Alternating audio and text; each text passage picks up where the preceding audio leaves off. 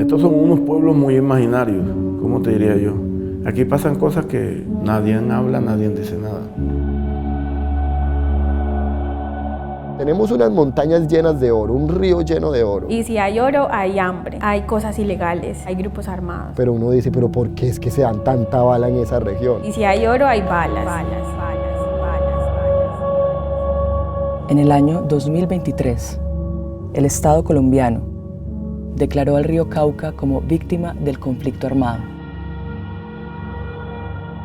También reconoció su participación en las acciones que convirtieron este cuerpo de agua en una fosa común. Es un río que tiene muchísimas historias. Mantenía más buscando muertos que pescando en esa época. Ha sido también la carroza fúnebre de muchos cuerpos en el país. Este documental sonoro atraviesa ese río y desemboca en el Bajo Cauca antioqueño, corredor y enclave estratégico de una guerra alimentada por el saqueo de la tierra y el destierro de sus comunidades. No hay un ordenamiento territorial alrededor del agua. Ya dicen ellos, es que en el Bajo Cauca no hay pescadores. Cada quien se cree dueño de cualquier charco y va haciendo lo que sea. ¿Qué pescadores vamos a ver si nos desplazaron? Escucharán la voz de sus pobladores, guardianes y dolientes, quienes hablan por el río, pero eligen el anonimato.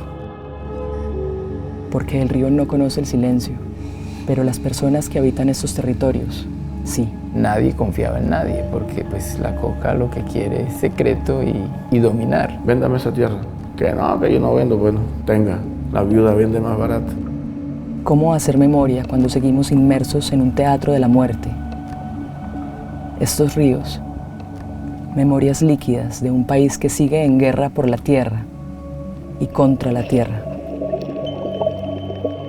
El río, mientras exista, va a seguir reclamando su cauce. Y el río está llorando, está listo, acabado. A pesar de ser agua, él llora. Todo se ha destruido. Si el río se muere, pues nos morimos nosotros.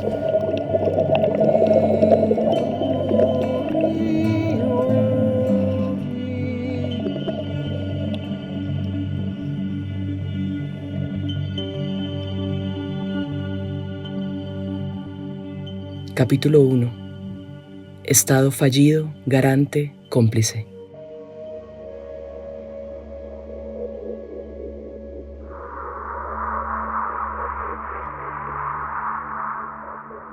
El Estado colombiano tiene fama de ausente, como el padre que entrega su apellido a una descendencia lejana, que reconoce pero en el fondo desprecia, y a la que promete el cuidado y la visita que nunca llegan, como los hijos que esperan eternamente llenando de culpas esa ausencia.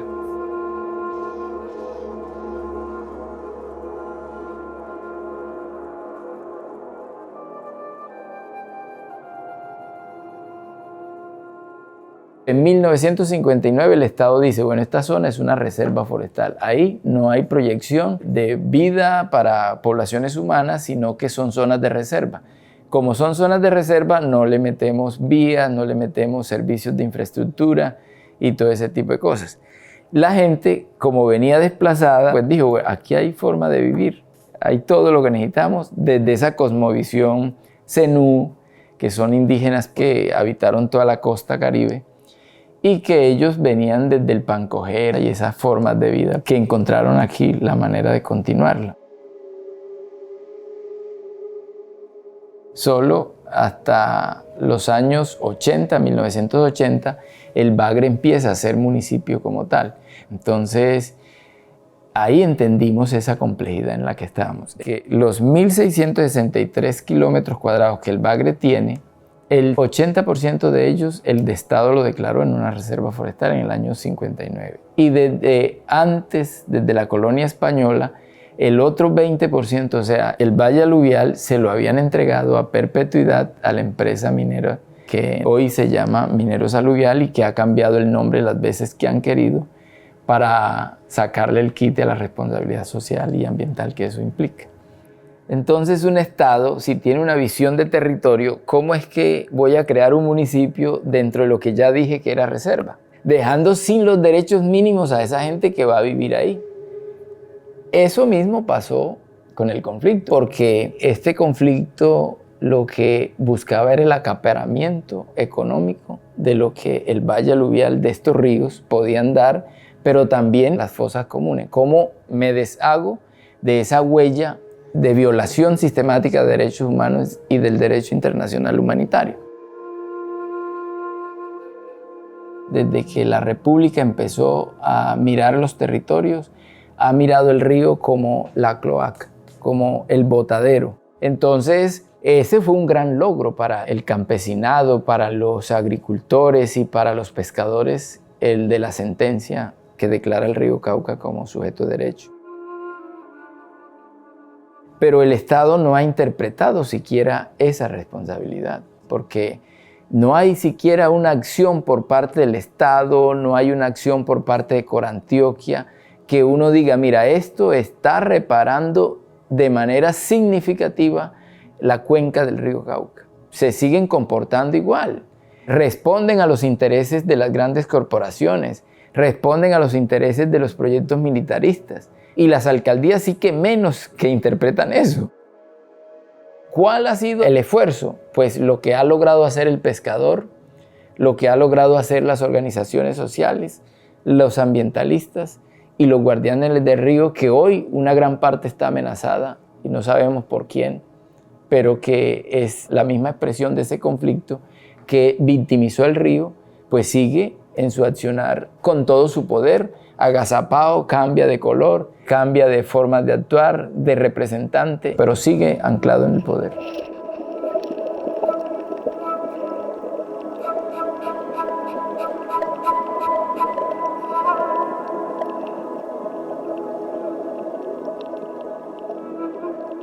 El Estado colombiano es como el terrateniente viejo y cansado, que ya no puede señorearse por sus dominios, pero hace llegar sus órdenes hasta el último rincón para comandar la explotación de su tierra. Y aunque nadie lo conozca, todos le pagan tributo, vacuna, impuesto, renta.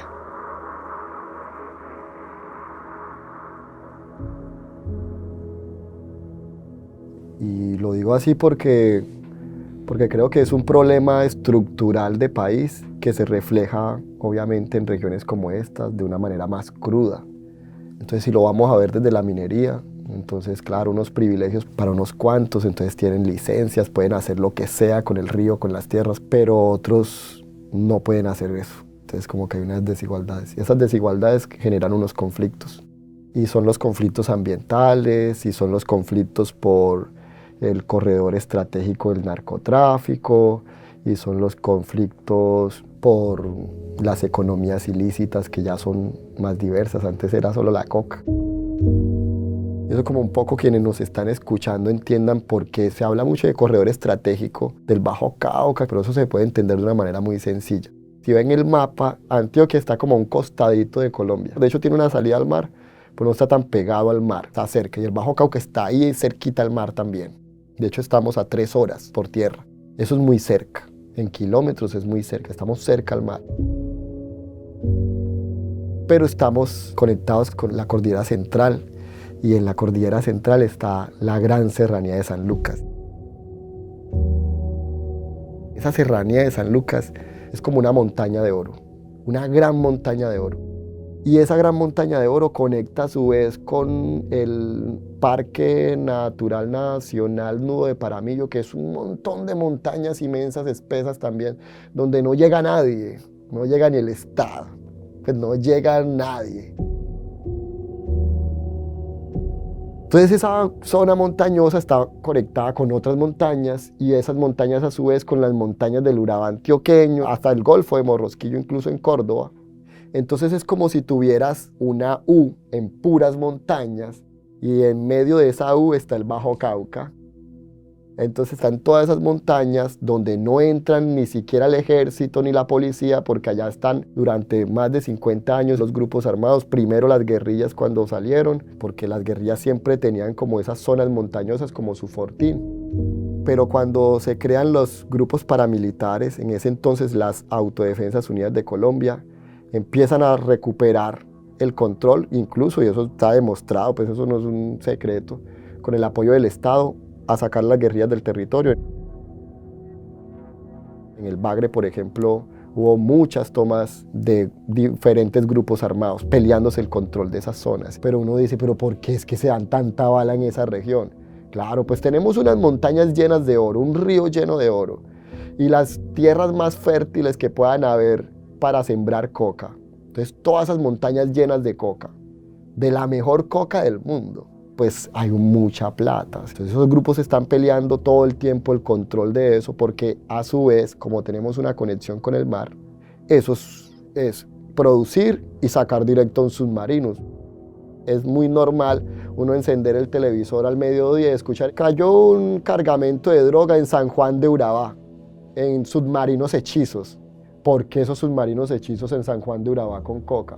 Pues porque estas montañas producen toda esa coca y es muy fácil por encima de la montaña llevar la coca hasta un pueblo que tampoco tiene muchas garantías de seguridad y ponerlas de una vez al mar y pasarlas a Panamá y de ahí para arriba ya todo lo que venga, ¿cierto?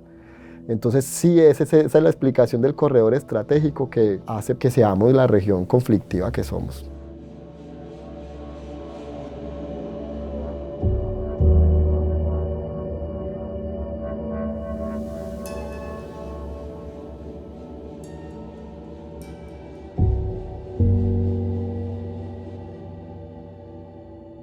El Estado colombiano es como ese Dios tan temido que devora a sus hijos, aunque estos sean la prolongación de su vida y su propio reino.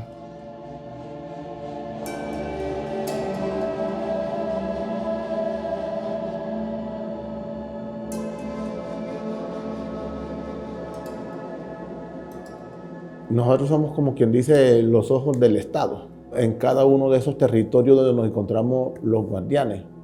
Y estamos evidenciando lo malo que está sucediendo en cada uno de esos sectores.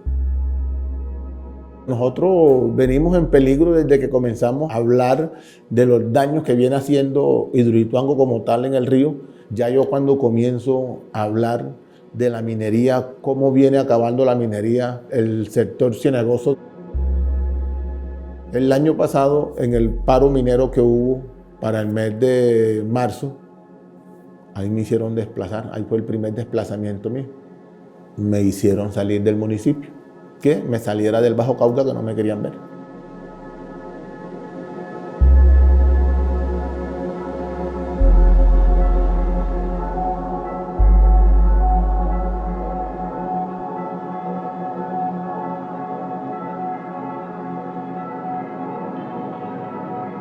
El Estado colombiano es como un citadino que no entiende de montes ni selvas, porque prefiere el cemento, el remedio cosmopolita, la supervivencia comprada, que se excusa en la geografía, en el miedo y en la distancia, para justificar que conoce la capital, pero no entiende de territorios.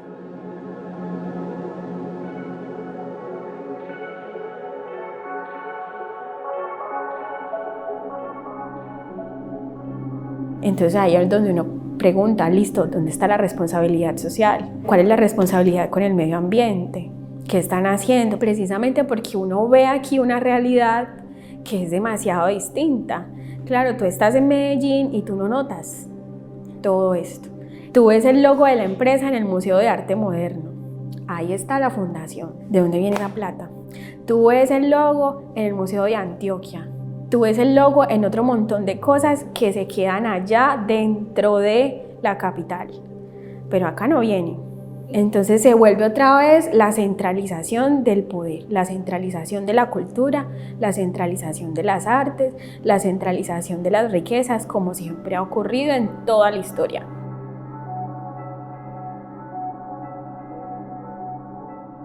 Aquí pueden aportar un poquito a la Casa de la Cultura, siempre es un poquito. Que van a pavimentar la vía acá, lo hacen por impuestos, aunque ellos siempre salgan en avión. Y es lo mismo, todo sigue siendo como tan poquito, tan paupérrimo, cuando han sacado durante más de 50 años oro y el pueblo sigue igual que antes.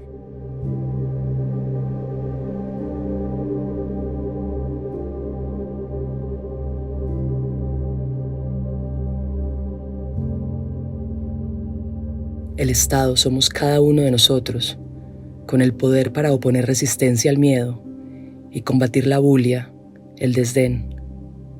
¿Cómo hacerlo y por dónde comenzar? Escuchando todas las verdades, todas las versiones, todas las historias que no han sido atendidas, de esta guerra por la tierra y contra la tierra, que no termina. Entonces acá hay un lastre de muchas violencias heredadas.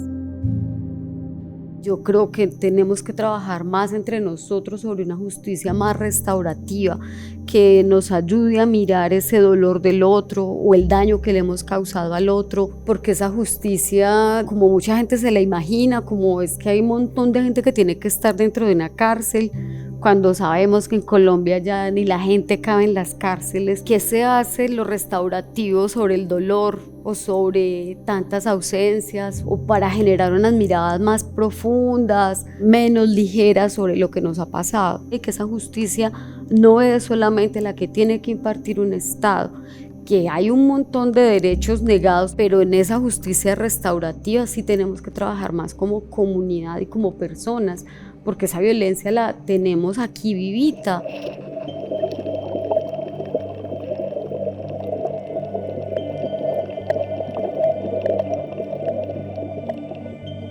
Este documental sonoro se pregunta por la verdad y la reparación de las víctimas, 10 años después de la firma de un acuerdo de paz, en un país en el que hasta los ríos son víctimas.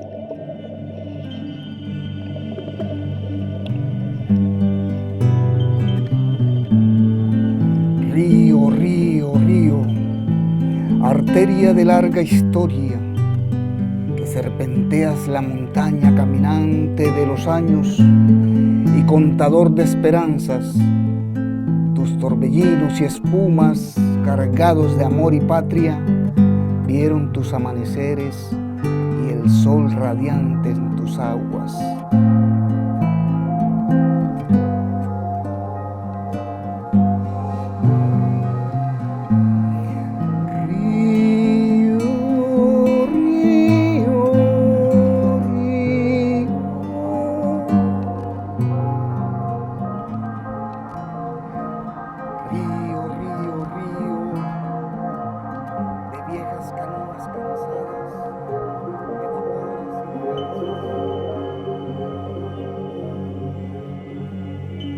El río no conoce el silencio es un proyecto ganador del Programa Nacional de Estímulos del año 2024 del Ministerio de las Culturas, las Artes y los Saberes.